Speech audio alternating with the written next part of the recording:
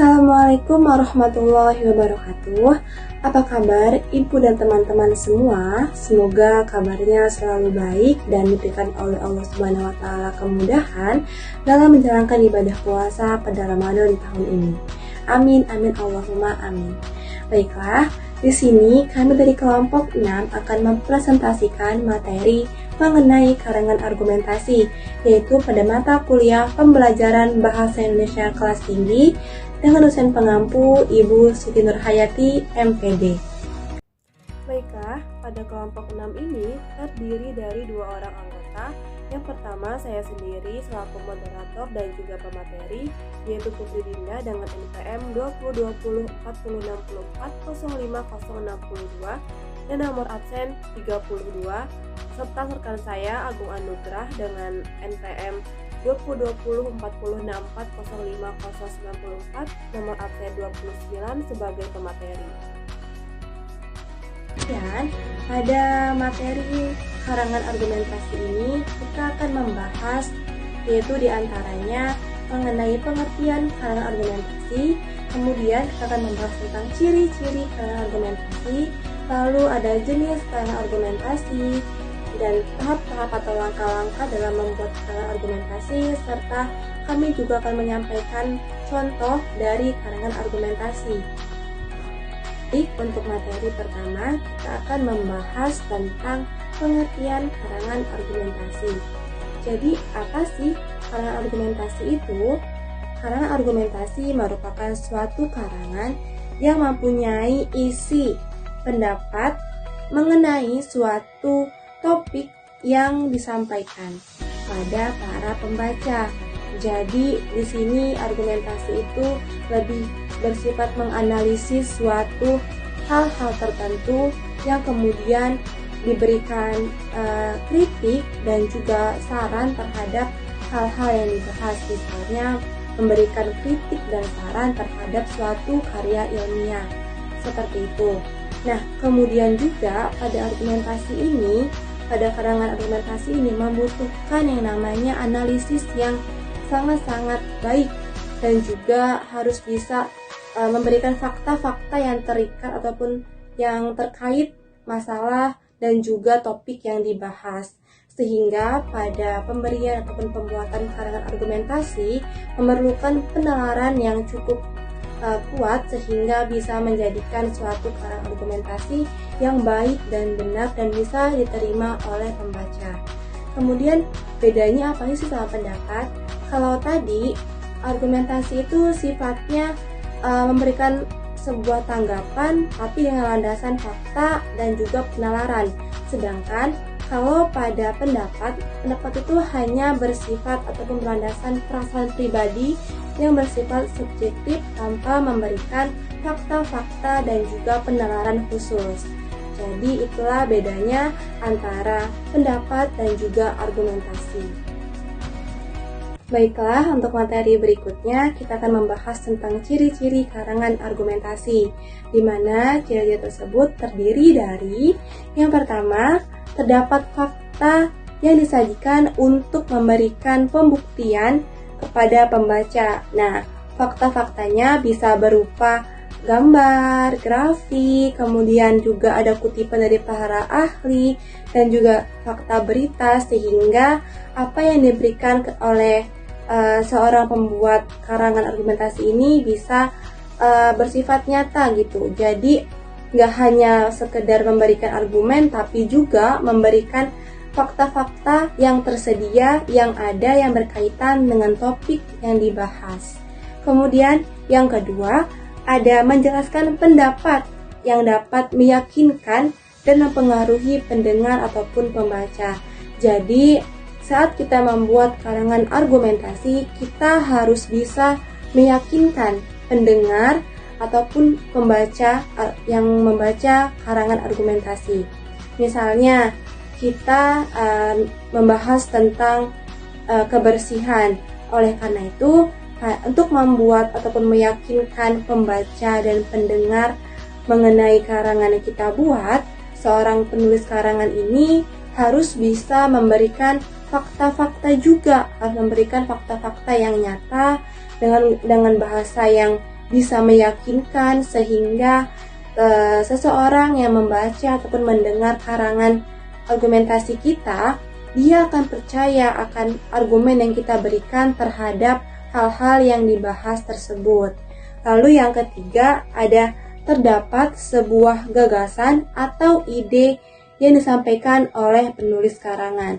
Jadi, dalam menulis sebuah karangan argumentasi, kita nggak cuma hanya membahas masalahnya, nggak cuma hanya membahas kelebihan dan kekurangannya, tapi kita juga memberikan saran. Sarannya berupa apa?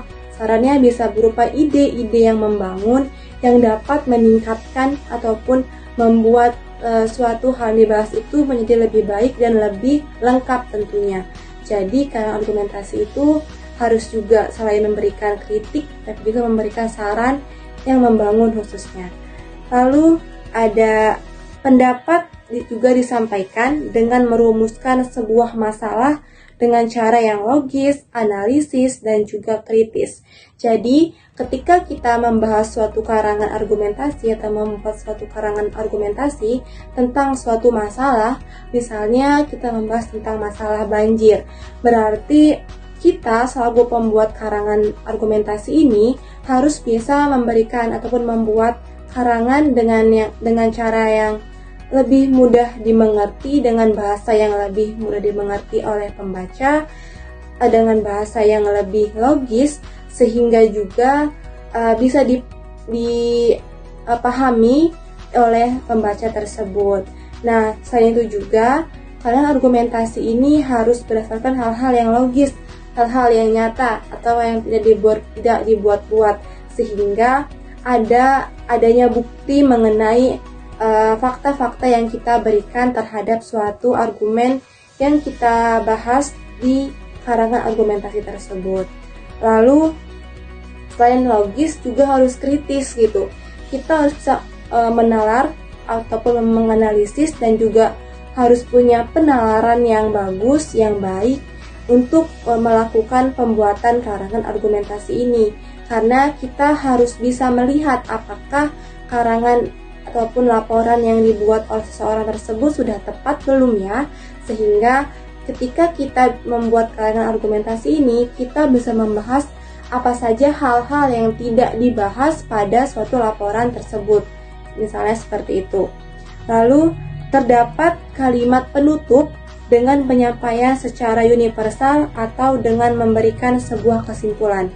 Jadi, pada bagian penutup sebuah karangan argumentasi ini harus menyeluruh, di mana pada bagian penutup ini mengandung atau berisi hal-hal yang telah dibahas pada bagian pembukaan ataupun pada isi dari karangan argumentasi tersebut, sehingga kesimpulan itu tidak beda dari apa yang dibahas pada bagian isi dan juga pada pendahuluan.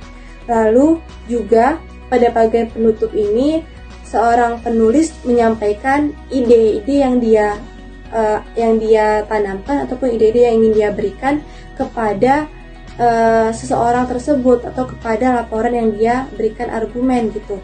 Jadi nggak cuma hanya mengkritik, tapi juga memberikan ide-ide untuk membangun suatu hal-hal yang dibahas.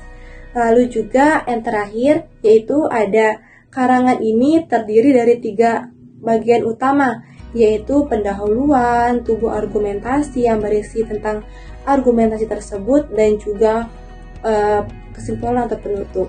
Jadi pada pembuatan karangan argumentasi ini, penulis harus bisa memasukkan pendahuluan yang berkaitan dengan hal-hal yang akan dibahas, kemudian ada tubuh argumentasi yang berisikan argumentasi atau isi argumen dari si penulis tersebut terhadap hal-hal yang ingin dia berikan argumen.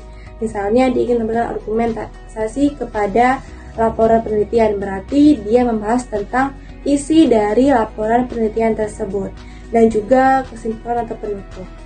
Baiklah, untuk materi berikutnya mengenai jenis dan juga langkah-langkah serta penyampaian atau penjelasan terkait contoh karangan argumentasi akan disampaikan oleh Agung Anugrah. Baik, kita lanjut ke materi selanjutnya, yaitu materi tentang jenis karangan argumentasi. Apa aja sih jenis karangan argumentasi itu? Karangan argumentasi sendiri terdiri dari dua jenis, yaitu karangan argumentasi sebab akibat dan karangan argumentasi akibat sebab. Nah, karangan argumentasi sebab akibat sendiri berisi paragraf yang diawali dengan beberapa pendapat yang merupakan sebab. Selanjutnya, berdasarkan pendapat tersebut, kemudian dikerucutkan menjadi sebuah kesimpulan. Kesimpulan ini merupakan efek atau akibat dari sebab yang dipaparkan sebelumnya. Lalu, karangan argumentasi akibat sebab. Jenis karangan ini itu kebalikan dari karangan argumentasi sebab akibat. Karangan ini berisi paragraf yang diawali dengan pendapat berupa akibat, kemudian pada bagian akhir dijabarkan penyebab yang menimbulkan sebab tersebut. Lalu selanjutnya, apa aja sih yang harus kita perhatikan atau langkah-langkah yang harus kita lakukan jika kita ingin melakukan penulisan karangan argumentasi? Yang pertama, yaitu kita harus menentukan tema, ide ataupun topik. Nah, setelah tema atau ide atau topik itu kita tentukan, kita lanjut untuk menyusun kerangka karangan. Nah, setelah kerangka karangan itu dirasa cukup baik, kita lanjut untuk mengembangkan kerangka karangan tersebut. Nah, setelah tulisan atau kerangkanya itu sudah jadi, kita lanjut ke menyunting karangan agar karangan tersebut dapat disajikan secara baik. Baik, kita lanjut ke materi selanjutnya, yaitu pola dari karangan argumentasi akibat sebab. Pada paragraf argumentasi akibat sebab, itu menuliskan akibat maupun latar belakang suatu masalah secara jelas. Baru setelah akibat dijelaskan, penulis menuliskan sebab yang terjadi karena akibat tersebut. Nah, dalam kalimat argumentasi sendiri terdiri dari pendahuluan, lalu isi, lalu penutup. Nah, ini contoh dari karangan argumentasi akibat sebab. Nah, pada contoh karangan argumentasi akibat sebab ini yang berjudul bahaya rokok bagi kesehatan, bagian pendahuluannya itu terdapat pada bagian kebiasaan merokok dapat mengantarkan Anda kepada kematian. Sudah banyak sekali korban yang meninggal akibat merokok. Berdasarkan data yang dihimpun oleh Kementerian Kesehatan, setiap 10 menit sekali ada 2 yang meninggal akibat rokok di Indonesia. Itu adalah bagian pendahuluannya. Lalu bagian isinya itu ada di bagian kalimat, lalu mengapa rokok sangat berbahaya? Di dalam sebuah batang rokok terdapat zat-zat kimia yang berbahaya seperti racun, pemutih rantai, dan bahkan bahan bakar roket. Tidak hanya batang rokok saja yang dapat berbahaya, asap dan juga tarnya juga itu bisa menyebabkan kanker karena kandungan nikotinnya yang sangat berbahaya bagi tubuh kita. Itu adalah bagian isinya. Lalu kita ke bagian penutup. Bagian penutupnya itu terdapat pada kalimat, oleh karena itu merokok bisa menyebabkan kematian karena rokok dapat menyebabkan berbagai macam penyakit yang bisa mematikan Anda. Nah, kita lanjut ke materi selanjutnya, yaitu pola karangan argumentasi sebab akibat. Pada paragraf argumentasi sebab akibat, pendapat yang dikembangkan diawali dengan menyampaikan sebab dan diakhiri dengan pernyataan akibat dari sebab tersebut. Berikut ini contoh dari karangan argumentasi sebab akibat yang judulnya musim kemarau.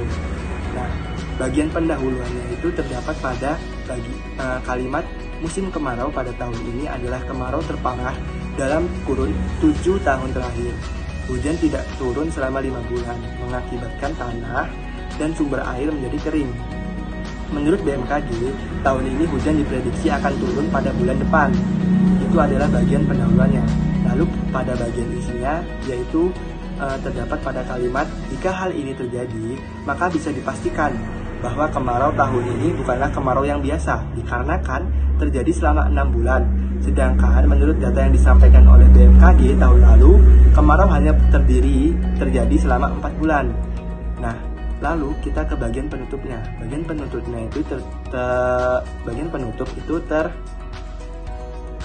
pada kalimat, dengan demikian petani banyak yang merugi karena gagal panen, karena tidak ada air yang mengaliri sawah mereka. Sekian materi yang dapat kami sampaikan untuk hari ini. Semoga pertemuan kita pada hari ini dapat menambah pengetahuan kita, khususnya untuk materi tentang karangan argumentasi. Kami ucapkan terima kasih dan wassalamualaikum warahmatullahi wabarakatuh.